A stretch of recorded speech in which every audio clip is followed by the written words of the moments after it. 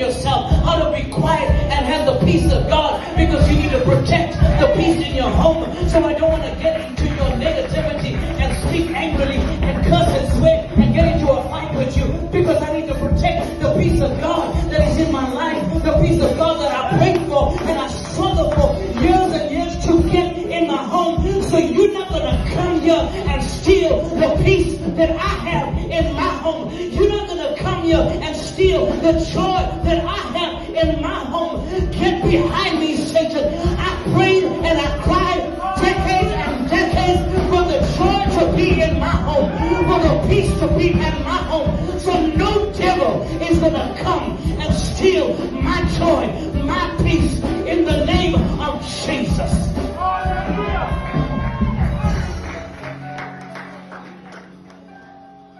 So mountain